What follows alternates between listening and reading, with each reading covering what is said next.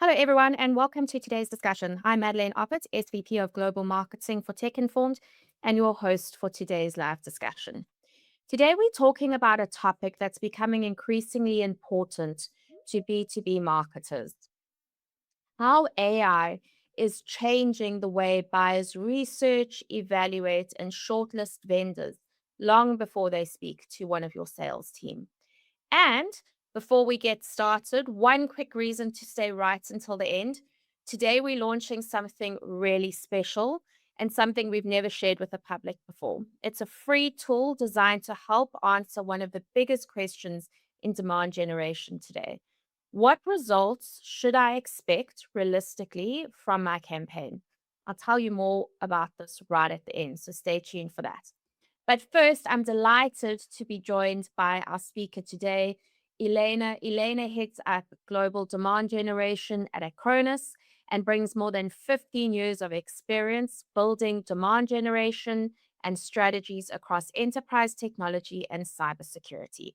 Her work focuses on AI powered go to markets, account based marketing, and driving measurable revenue growth. So, welcome, Elena, and thank you for joining us today.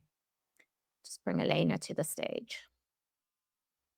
While we bring Elena to the stage, you will see that there is a Q&A box on the right-hand side of your screen. So throughout today's discussion, please feel free to drop in all the questions that you have, and we'll get to as many of them as we can throughout today's session. Elena, welcome, and thank you for joining us for today's session. Hello, hi Mary. Thank you for inviting me. No problem. Elena, before we kick off into the juicy part of the discussion, I wanted to get a feeling from you on why you think it's important to be part of today's conversation. I truly believe that we are currently in the situation that is changing our world, our marketing world, and our world overall, and it will never get back as it was. And for us, for marketeers, it's very important to be ahead of the wave as soon as we can. So a little discussion it from practitioner standpoint is, I believe, is very important for everybody. Absolutely. I think AI is here to stay, right? We can't be scared of it. We need to hone its power. And at Cannes last week, Cannes Lions, um, someone said, and I think it's very true, we need to have humans at the helm of AI and not humans in the loop. So let's discuss that together and see how we can get the humans and our audience who have joined us at the helm of AI in demand gen rather than just being in the loop. Right. So we know the buyers changed, Elena. So my first question to you is, when did you first realize buyer behavior had fundamentally changed? Honestly, I have a very lucky mindset. From that standpoint, I always was among early adopters. Like, for example, I was among very first buyers, like buyers who pre-ordered like iPhone 20, first iPhone in 2007, while we had a lot of skeptical people who like was saying like Motorola is our future, Nokia is our future. But for me, it was always very important to understand how the new technology works. And I was very interested into that. And of course, when we started to see OpenAI ready for us, I immediately jumped to the train. And because I'm always in the both shoes of a buyer and of a vendor, I understand how it will impact our life. At that time, probably everybody remembers it was very weird, but it was clear it will change and will grow very quickly. So we started to track what is happening with our website, like what traffic do we get, do we see any behavior from the very beginning, and it helped us to be on guard with all the new changes that happened. Of course, nobody could predict that how quickly it will change, of course, but the thing is to be on lookout immediately. Yeah, absolutely. I think I remember the first time I was at an event and somebody said, "Can we speak about content without speaking about ChatGPT?" And I remember looking around and saying, "ChatGPT, what's this now?" Went back and experimented with it. And now you kind of think to yourself, when do you not have AI in your daily life, right? It's just It's built not a in. question anymore. It's not a question anymore. It's like, how are we at the helm of it and how do we utilize it? Are your sales team seeing any prospects arrive more informed, more opinionated, or further down the decision-making process than they were, let's say, a year ago? Oh, yes, of course, for sure. And I saw some researches, I think it was from Sixth Sense, that says 94% of B2B buyers use LLMs in their buying process to that on this extent. And interesting enough, it's like about 25% of them are outsourcing decision for some of the products that they buy, not for all of them. And it's changing, right? And another thing that I heard is that still 70% of these buyers they prefer to talk to rep, Mhm. and they use AI, but they still don't outsource fully. And I can see it from again from both shoes standpoints, from a buyer and from a vendor, because I am from time to time responsible for buying new tools for my team for ABM or SEO or something else. So I do research myself and I can compare how it works. Like compare in comparison with 2 years, it's so much more condensed because I had to talk to different peers. I had to read different forums. I had to read reviews before I even got to my short list, understanding which vendors could fit to my needs. And now it's one prompt in ChatGPT or Claude, and our buyers are the same. They don't do all this extended research; they outsource it. Mhm. But what we see in our calls is that when they got to the call, they are so much better prepared and they start, please don't do qualification to us. What I want to know is your pricing, or can I quickly talk to your sales engineers because I already have questions how you can technology how your technology can help me. So we kind of skip all the processes and together outsource it. So in these situations, deal speed is much faster, which obviously is win-win for everybody. Absolutely. And it's so interesting that you say that they come asking about price, right? Because I think price is now becoming a huge differentiator. Before, our sales team had a chance to finesse people and build up to that price discussion, and we had more time to kind of explain to people why our solution or product is worth the price that we're charging. Now it's a point of barrier to entry. It's like, what is your price out of my budget, in my budget? And you don't have a lot of time to finesse around price. So I think that's a really interesting point that you bring up. And also that 70% of people, even though they've done the research, still want to speak to a human, right? So they might come more informed, but they need that last step to be with the human being. Right. And it's advantage for us because still we're different, still we can talk about pain points and benefits, but again with much more prepared buyers. Yep. And and I think it's that quality buyers are coming to us, right? So from a leads perspective, we having more quality leads come to us because they're educated, they're further down the line. Um, so this is all really interesting stuff. How has that changed the role of marketing, right? So our buyers are more educated, they're searching for us in different places. How has that changed the way that you've gone around, or your marketing team is approaching marketing? Is it still about generating leads, or is it increasingly becoming around perceptions and how we're showing up in AI and how we get to the audience in a different way? Well, my strong belief is that role of marketing did not change in Mhm. general. Marketing was always responsible for shaping perception before the buyer comes to talk to sales. What changed for us is a tool set. AI is another tool. How will we make sure that customers see us and have proper perception? From many standpoints, it's very different. And from another standpoint, what Salesforce, for example, said in the recent conference is that we actually acquired a new customer because now for us, for demand generation, AI is one of our customers. We need to make their perception, its perception, toward favorable toward our uh, product Mhm. before we even start talking to our buyers. So marketing is still responsible for that. It's what we are working with. We just have a little bit different tool set and a little bit expanded customer.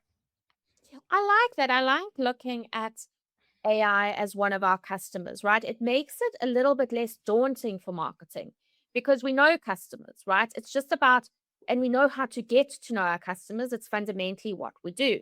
Again, someone said at the B2B summit in Cannes last week, the role of business is to have a product and make people want to buy it, right? That's business. So marketers have been doing that for decades. Just think about how we can get AI to know our product and put it out there. I think that makes it a little bit less daunting.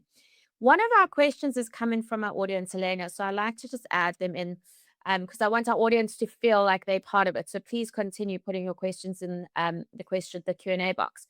Do traditional lead magnets like white papers and webinars still work when buyers can get instant AI generated answers? Well, lead magnets still work. Just think about that from a PDF standpoint. Hmm. Uh, this is a tool that you used for get information to the customer, right? Initially, right? Somebody is interested in something and they are ready to give you a lead just to read that information. Now they don't need it. They go to ChatGPT and read this information. And if we are talking about AI as our customer, for that customer, reading PDF is not convenient. Hmm. So make it might make PDFs and this approach obsolete Yeah. unless this PDF is giving them so much information that they won't be able to get anywhere else. So, like scientific researches are still not available, right? So that would be interesting for the customers, and for that they might give their lead. So PDFs would work in less extent, and we need to think where we give real value to the customers that they are not able to get anywhere else. Hmm. For And the also, webinars, well, sorry, from a webinar, that was my next thing I was going to ask you, from a webinar perspective.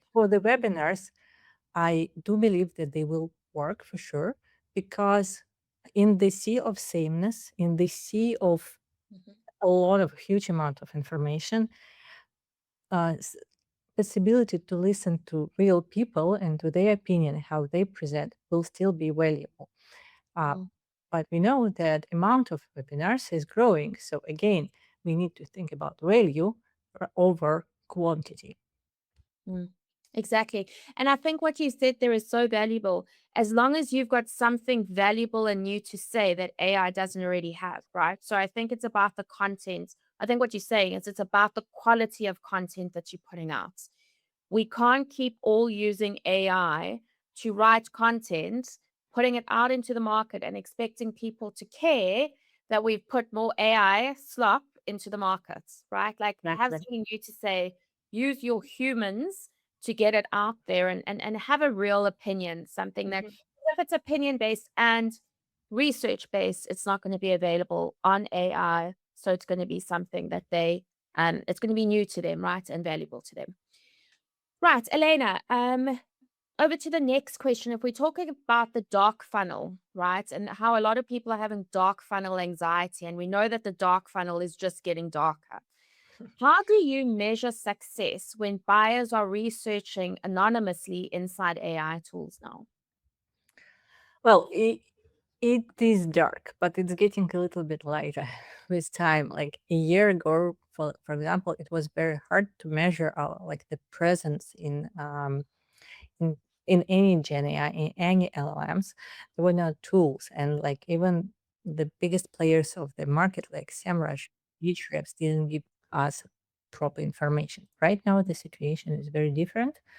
We already have many tools. Ahrefs had SEMrush already there. Google helped us with their Search Console. And there are tools like Profound and yesterday I talked to a company like Crunch.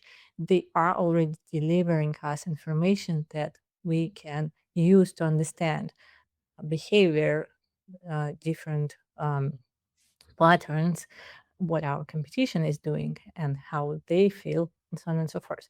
So this is different. Of course, like even with all the development, by today it's a little bit of um, uncertainty there because, like for example, SEO market, it was developing for 20 years before we had playbook that all are agreeing on.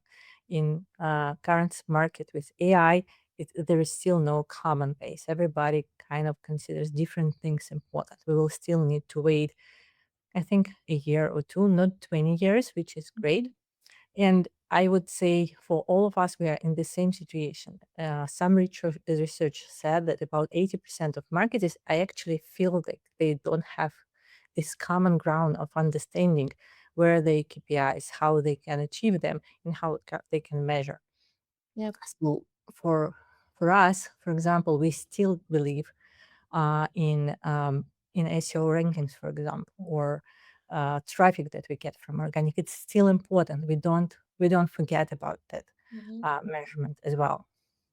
Right, and while we're on that measurement point, another one of our questions that's come in is, what metrics should demand generation teams track to understand whether AI is improving or hurting buyer engagement?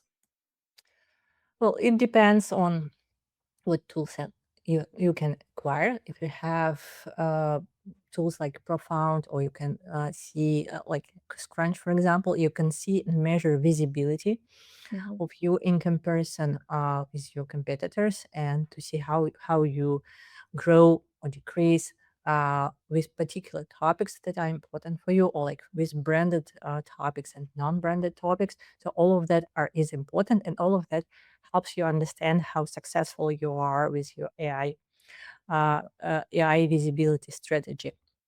But if you have, for example, um, Google, and you can measure traffic, you still can track referral traffic, and that would be one of the best measurement of your success.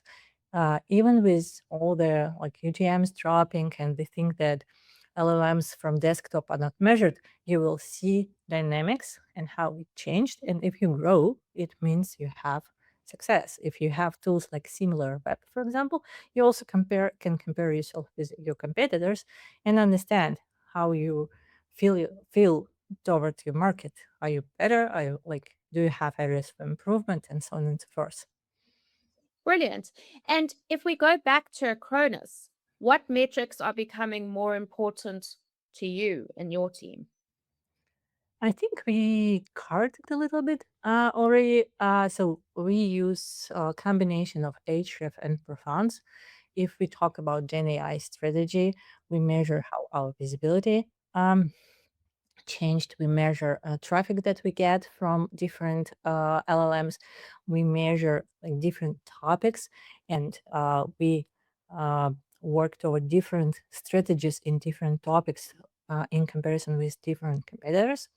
Overall, I would say that dashboards didn't change. As a demand generation team, we are responsible for pipeline, we are responsible for conversion rates, we are responsible for ARR that we get together with sales.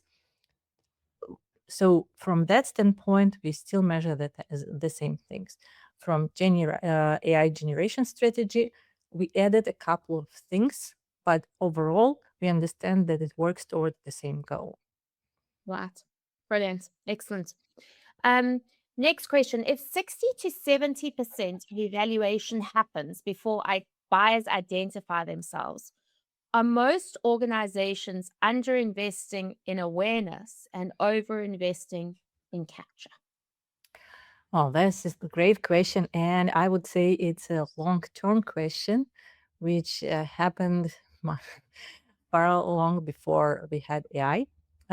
Like I was in the Gartner conference recently, and they even described it as brand doom loop, because a lot of marketers are not able to fight for brand awareness budget. They get less Mhm. brand awareness budget. They squeeze everything from the bottom funnel, and because there are no investments into brand awareness, bottom funnel stage is shrinking, and it's round and round and round. A lot of companies are actually in that loop, and we know for sure that for your visibility in Gen AI, it's very important to have brand awareness on high level, a little bit higher than competition.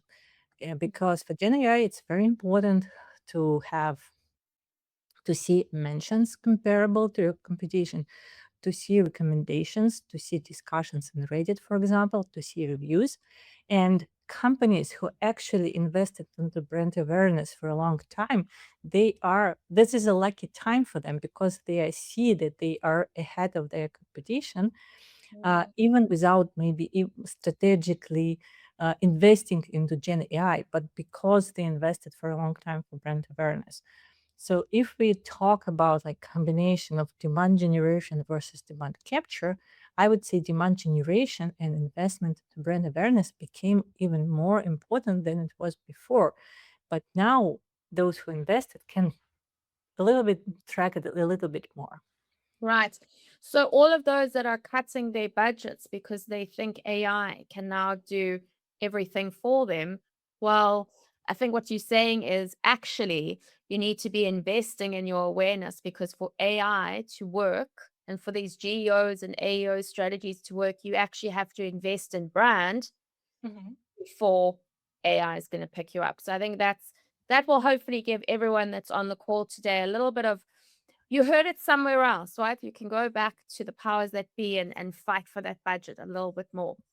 Good Uh, thing here is that like you are comparing with your competition. If your competition is investing and they are, for example, in Gartner's report and Forrester report, or they mentioned 1000 time in rate, then you need to get there, like to be a little bit more than that.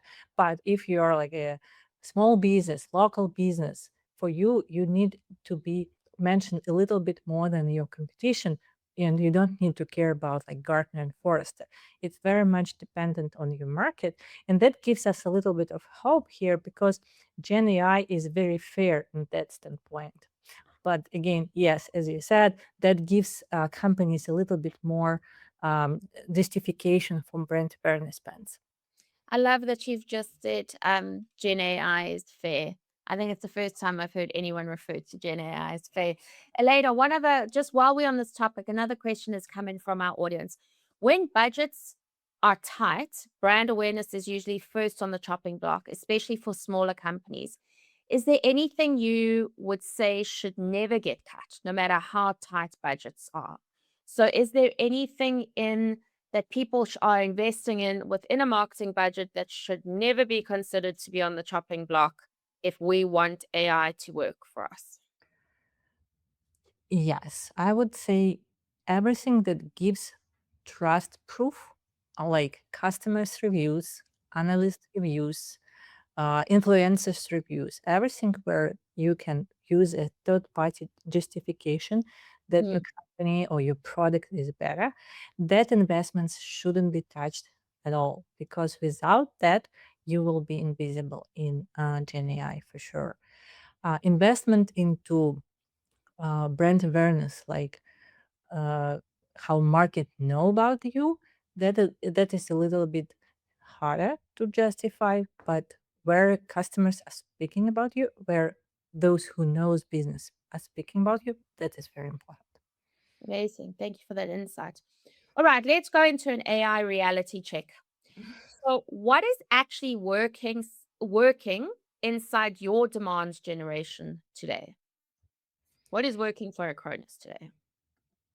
Well, demand generation, like we talked about our visibility in Gen AI, but AI is also a big helper in our day-to-day life, and we use AI in very many aspects of demand generation, and it helps us to create better and more quality content.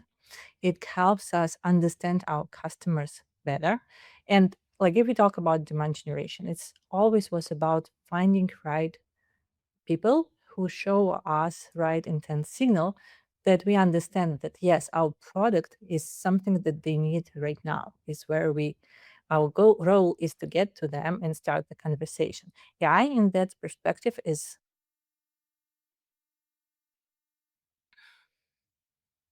I think I was disconnected. No, no, Back. no. You here? We can see you. Sorry, you back? Okay, I had someone. No, Okay, so demand generation was about finding right intent signals in the right moment. From that perspective, AI and agents are uh, is not possible to replace because we can analyze our customers much faster. We can analyze them in much better scale, and we can do it. Uh, we can optimize it from different sources, and it gives us possibility to reach out our customers in much more relevant way, and we can reach out them in relevant way with relevant message because we could analyze and could segment them much Mhm. better than it was before. So we use this extensively, and it gives us really good results. For example, our analysis of prospects that would go to trade shows increased our trade show ROI like two times, which is really important in justification of how we use our the tool set further. Yeah, absolutely. And just as important, I think, for our audience as what's worked is what has not worked. What have you had to stop doing? Um, I think everybody went through that stage that you want to create. The AI gives you possibility to create a lot of different assets and like many pieces of different content right away. And we went through this stage very quickly, but we know for sure it's not working. Um, and the other thing is that first, you need to have good data.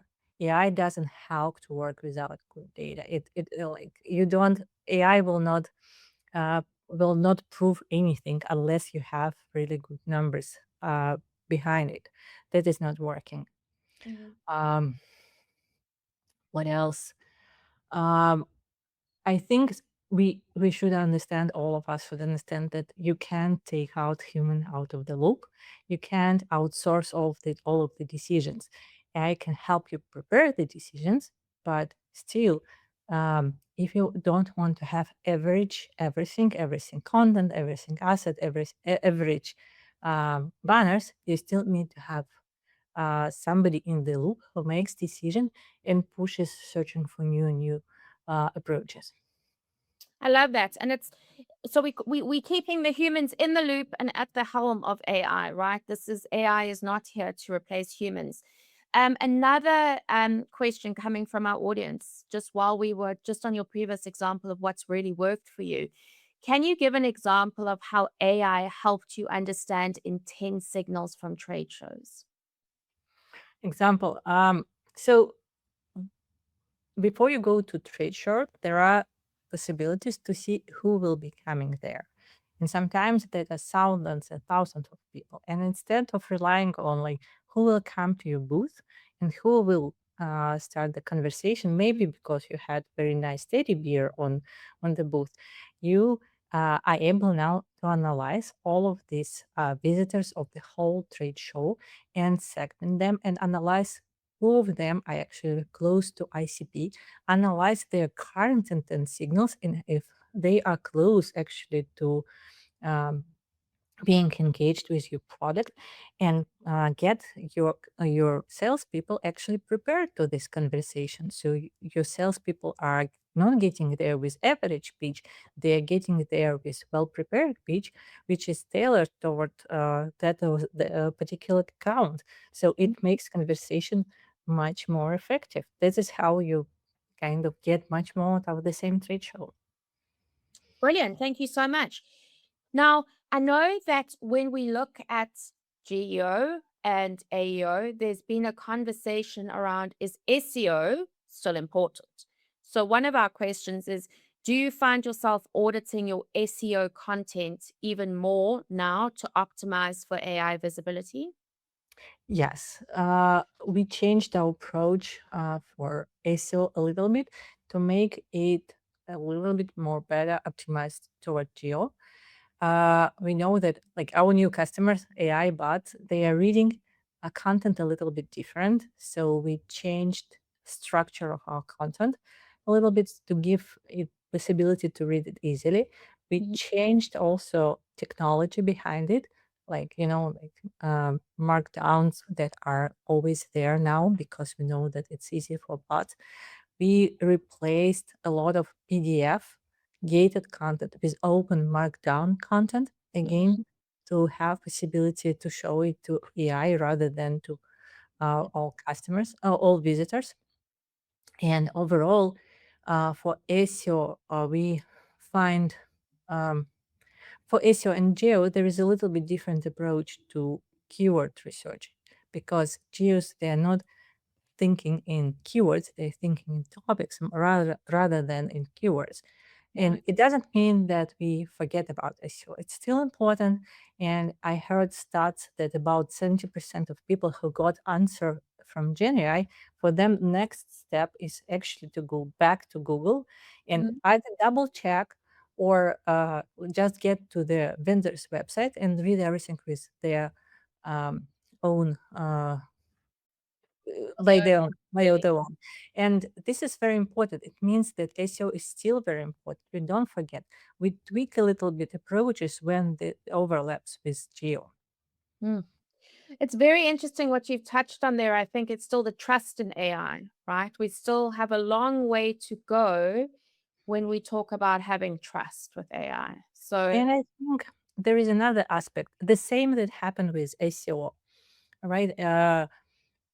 Companies, we learn how to deal with Gen AI, right? And for example, as soon as companies understood that Reddit, for example, can be helpful with Gen AI, they started trying to automate some manipulation of Reddit conversations, like creating some bots and so on and so forth, which actually manipulates results of Gen AI.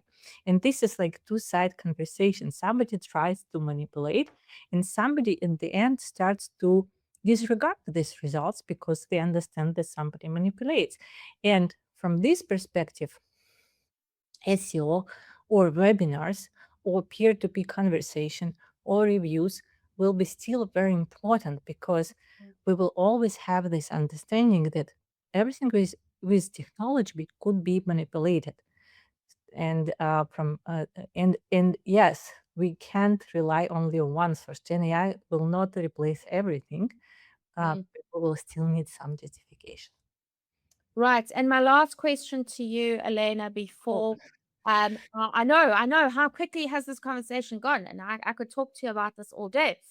So the last question I have for you before we dive into the free tool that we have a quick demo for everyone is what is the biggest mistake marketers are making with AI right now? Uh, well, I think we touched it a little bit before, but trying to create huge amount of content just because it's easy, it's the biggest mistake that I see marketeers done. I saw one company now industry that created enormous amount of content in order to get traffic and SEO and geo visibility boost because they have this possibility. They started something like they launched something like 700 articles a month, which is enormous in comparison with previous. It would be very expensive if we would do it like 2 years before, but now it's possible, so they did it. And initially, their traffic grew like into the cosmos, and then one moment Google changes something and traffic just drops like much lower than it was before this activity. So I would say that quality over quantity shouldn't be changed even with AI. And AI gives us possibility to produce quality. And just we need to make sure we don't forget about it. And this is the biggest mistake. Another thing is companies who produce huge amount of video slop, which look like customers that they don't like it. They stop trusting us if they see a lot of video produced by AI without quality. So Mhm. quality over quantity should be our common approach here. Absolutely. Thank you so much, Elena. I think that's a perfect note to end our discussion on quality over quantity, human at the helm and in the loop. AI is not here to replace us. Stop putting out slop. Use your humans. Um, Thank you to everyone who has stuck around. And thank you, Elena. Really appreciate it. Um, I now have something really interesting. So before we wrap up, I want to leave you with something that we have been working on. Um, Throughout today's discussion, we've talked about how difficult it is to know whether your demand generation goals are actually realistic. So we've helped build a free tool to answer that exact question. It's called TI Forecast. And in around 15 seconds, it creates an indicative forecast of your lead volumes, opportunities, pipeline, and potential revenues based on the goals that you enter. Takes about a minute or two to fill out, 15 seconds to generate a report, completely free to use, and no registrations required. We're going to play you a quick video um, just to show you what it's all about. Team, if we could play the video, please.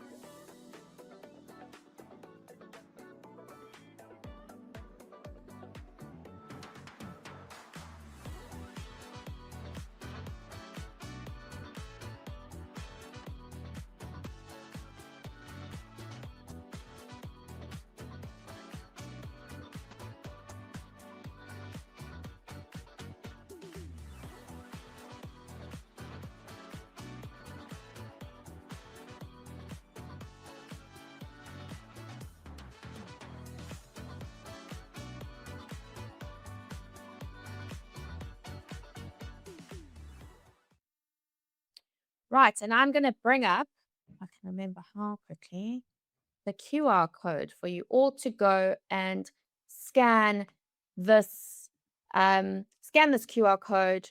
It is really something I think that's super important for all of us to go and have a look at the moment.